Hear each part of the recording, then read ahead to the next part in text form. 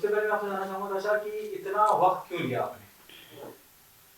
Actually being a girl, ये मेरे लिए इतना आसान था नहीं कि मैं ये सब कंप्लेन लिखाऊं। और अब क्योंकि इसमें अपनी इज्जत जाती है, इसमें जो ऑलरेडी गिरा हुआ इंसान है उसकी क्या इज्जत जाएगी, लेकिन जिसकी इज्जत है उसकी इज्जत जाती है। So actually I took time for this. और मेरे पास इतना, मैं इतनी हिम्मत नहीं जुटा पा रही थी कि मैं जाऊं और मैं कंप्लेन करूं ये सब चीज़ों के बारे में। आप समझ रहे हैं, लेकिन जब चीज़ें सब सर से ऊपर जाने लगी तो मेरे को ये चीज़ें करनी पड़ी। अ, किसी किसी ने एडवाइस करी आपको कि you should go and file a नहीं, कंप्लेंट और how it happened? There is no anyone? Body, nobody actually. मैंने ये बातें किसी से डिस्कशन करी नहीं है, और ये मेरा खुद का डिसीजन था। क्योंकि उसकी सारी चीज़ें मेरी तरफ से, उसकी जो सारी चीज़ें मुझे लेके इतनी ज़्यादा हो गई थी कि मुझे ये चीज़ें करनी पड़ी। और किसी के बोलने से कोई कुछ नहीं करता, जिसके साथ बीतती है सिर्फ उसको पता होता है।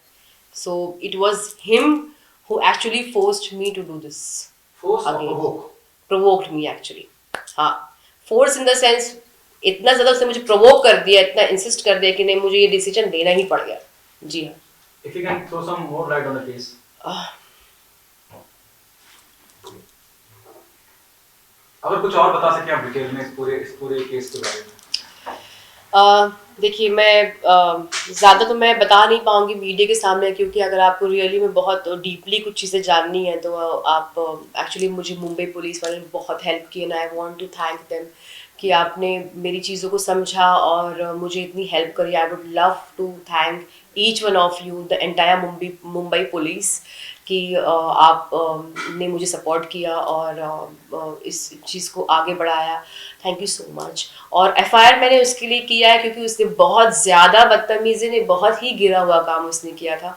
मैं जब उसके घर पे गई थी तो उसने मुझे अपने रूम पे बुलाने के बाद ही वॉज मेरा, मुझे बोलने लगा कि ताशा, मैंने तुम्हारे लिए वीडियो बना के भेजा, तो तुम मेरे लिए क्या कर सकती हो? तो मैंने कहा कि आप जो बोले मैं शोज़ कर लूँगी आपके लिए।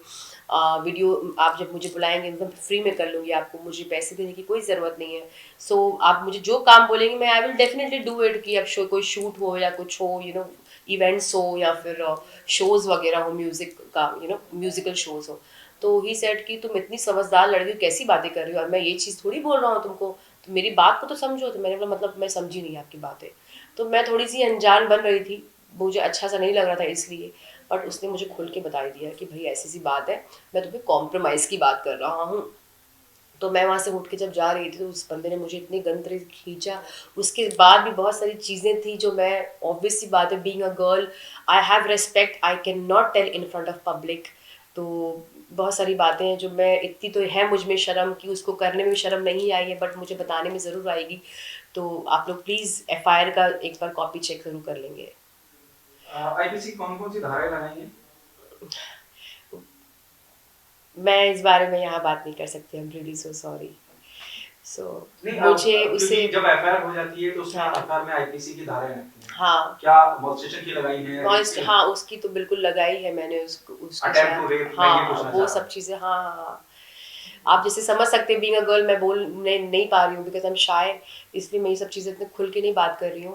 एंड आई एम श्योर कि और मेरा ये बोलने का, ये मीडिया में बताने की ये भी रीज़न है कि जो इतना करप्शन जो हो रहा है लड़कियों के साथ, वो गलत हो रहा है, उनके टैलेंट को नहीं देखा जाता है, उनके साथ गलत किया जाता है। तो ये रुकना चाहिए। पहली बात तो बॉलीवुड में करप्शन हटना चाहिए, ये सेक्स और ये जो कॉम्प्रोमाइज़ नाम का जो शब्द है उसको ही पूरा मिटा देना चाहिए। और लड़कियों को या चाहे लड़कों को, उनके उनको टैलेंट से मिलना चाहिए उनका काम, एक दूसरे को सपोर्ट सिस्टम बनना चाहिए इंसान को। और KRK ने बहुत लड़कियों के साथ गलत किया होगा, मैं चाहती हूँ कि वो सारी लड़कियाँ सामने आके खड़े होके बोले कि उनके साथ भी क्या क्या सारी चीज़ें हुई हैं, ताकि ये पूरी दुनिया को पता चलना चाहिए कि आज अगर वो किसी के साथ गलत करे तो उनके साथ भी गलत हो सकता है। This is wrong. जो गलत नाम के जो शब्द है, जो कॉम्प्रोमाइज सेक्स और ये सब जो चीज़ें हैं, वो कट हो जाना चाहिए बिल्कुल भी। This is the only reason कि मैं क्यों ये सब चीज़ें मैंने मीडिया में बोलना, ताकि ये KRK एज अ नेक्स्ट शैतान कोई पैदा ना हो। और ऐसे बहुत सारे लोग हैं जो एक्चुअली लड़कियों के सामने गलत लफ्ज़ बात करने से भी डरे कि नहीं यार, मुझे नहीं करना है, मेरे भी घर में माँ बहन बेटी बहन है, कोई है। सर, केआरके अब पुलिस ने क्या कार्रवाई के लिए कहा है? एफआईआर तो हो गई है, is not in India. He is not in India, क्या एग्जैक्टली। क्या पुलिस की तरफ से क्या आपको इंस्ट्रक्शन या फीडबैक मिला है कि आगे वो कैसे कार्रवाई करेगी? देखिए, मैं तो मुझे इतना पता है कि पुलिस का जो काम है वो मुझे उनको बताने की ज़रूरत नहीं है।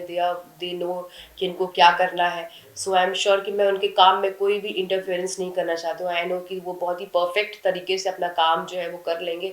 इट्स जस्ट कि केआरके जो शैतान जो इंसान है, जो वहाँ पे बैठे-बैठे सबके बारे में बकवास करता रहता है, जिसको वो बराबरी नहीं कर सकता तो उसके बारे में वो घटिया बातें करता है।